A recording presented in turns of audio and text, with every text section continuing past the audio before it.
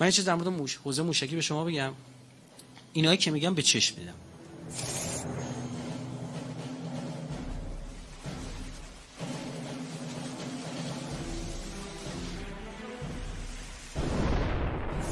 بنده فیلم های اینا رو با چشم دیدم، لحظه های برخورد. شما ندیدید خیلیش.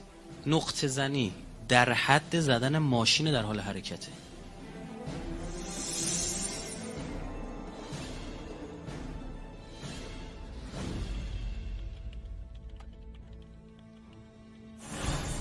برادرای داعشی داشتن قلیون میکشیدن، 14-15 نفر، موشک از پهپاد شلیک شد.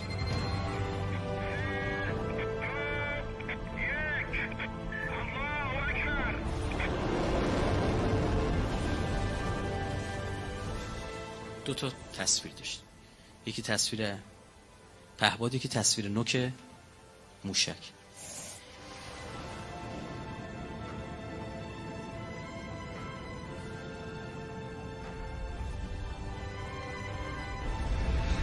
رفت جلو همینجوری از وضوح بیشتر شد. آخرین تصویری که از این دیدید یه دونه از این تکفیر شیلنگ قلیون تو دستش اینجوری،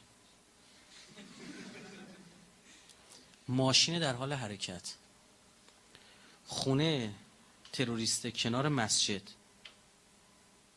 و یه مسجد وسط، این خونه سمت چپش، این خونه سمت راستش موشک زدن، خونه سمت چپ و خونه سمت راست رو زدن، مسجد سالم وسط.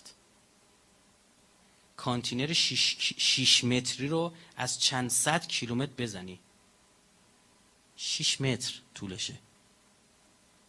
اینا رو به چشم دیدم. من می مجموعه میرم سخنرانی و اجازه‌ام گرفتم، گفتم من می‌خوام بخشو برم بگم. ناراحتم بودم از اون مسئولشون، گفتم چرا اینا رو نمی‌رید رسانه‌ای بکنید؟ شما دیدید همین 6 تا موشکی که زدیم خورد تو دیر و زور، هر 6 تا خوشگل خورد. این دیگه کلاهش جدا میشد بدنش تو مسیر جون که هم وزن رو کم می‌کرد. سریعا اون تیکش که افتاده بود قسمت جدا شدهش بعضی فکر کردن مثلا اشتباه چیز شده، نه خورد، خوبم خورد. و اینجا الله کمک الهی رو براتون بگم، وقتی اول موشک میخوره، تصاویری که هوایی که ما میگیریم میبینیم 3 جا آتیشه. آیه حاجی زاده داد و بیدادش بلند میشه که پچه رو اون دوتا دیگه که زدی تو اون نقطه نخورده، یکی 200 متر این ورتر که 200 متر. میگن سردار ما هنوز یه دونه رو زدیم. میگه با این چرا 3 تا دود بلنده؟ میگه با ما هنوز یه دونه رو زدیم، ما خودمون میدونیم دیگه 6 تا موشک باید بزنیم، منو 5 تا نخورده. بعد حالا داستان چیه؟ اینجا که زده بودن از زیر 2 تا تونل داشتن، اصلا خبر نداشتن. قرارگاه سری داعش بوده که از اون تونل ها رفت اومد میکنه. این که میخوره اونجا یه دونه تانکر بنزین اون بغل بوده، بنزینش میریزه تو این تونلا، میریزه کل اونجا با آتیش کشی میشه، همشون زنده میسوزن. این ته تونلا 2 تا سوراخ بوده، دود اونجا بلند بوده، فکر می‌کردن اونجا موشک خورده. این دیگه تو محاسبات که نبود که بزنی اون لحظه تانکر اونجا پارک بشه، ترکیش با این زاویه بخوره، بنزین نترکه بریزه. چی میگم؟ اینها کار اونه. و ما رمیت از رمیت ولکن الله رمی. نقطه زنی در این حد. اونها هم میدونن، دشمنا اونم میدونن.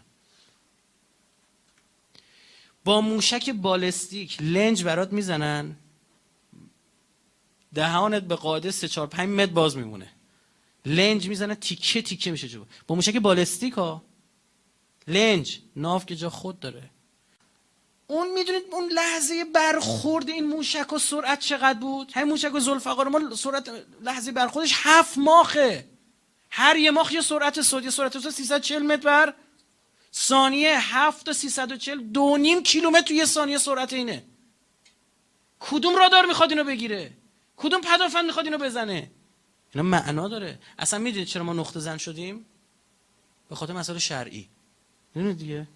والله رهبری فتوا داد که باید دقیق بزنید، بیگناه نباید بکشید. ما دینمون اینجوریه. چقدر مظلومانه هم باید تازه به جنگی. ما مظلومانه دقیق باید بزنید. خوب عنایت داشته باشید. اینم تیکش هم کلیپ میشه، میاد ببینید تو جمع نخبگان دارم این حرفا رو میزنم. شما ژنتون همه خوبه. الان اندازه سر جنگی و مهماتش رو جوری تنظیم میکنه که فقط انفجارش جوری باشه که مثلا گفتم دیگه خونه رو بزنه مسجد خراب نشه. زمان جنگ صدام موشک میزنه، ما استراتژی گوشه موشک جواب موشک. اول پتروشیمی رو زدیم، صدام گفت دروغ میگید، بمبگذاری بوده، موشکتون کجا بوده؟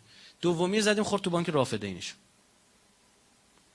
بالاش هم خورد. جالب روحمون هم خبر نداشت، استخبارات عراق رفته بود طبقه بالاش مستقر شده بود. تا سالها عراقی‌ها میگفتن اینا کجا میدونستن استخبارات ما بردیم اونجا، اینشون ما و ما رمیت رمید اون کار خدا. سومی رو زدیم خورد تو ایستگاه قطار، دیگه ما اجازه ندیدیم موشک بزنیم. خیلی عجیبه ها، گفت حق نداریم، مردم بیگناهن. به جنگی با این جماعت بیدین، جری، جلاد، وحشی و اخلاق هم رعایت بکنی. خوشگلیش به همینه، قشنگیش به همینه، برکت تو همینه. شما الان میدیدید موشک‌ها که ساخته شده کار کیه؟ نه، یهاش مهندسن دارن میسازن، دمشون گرم خدا وکیل. من بین اینا سخنرانی داشتم، همسایه‌اش هم نمیدونه کیه، زحمتشو میکشه، اون خدا اجرشو میده.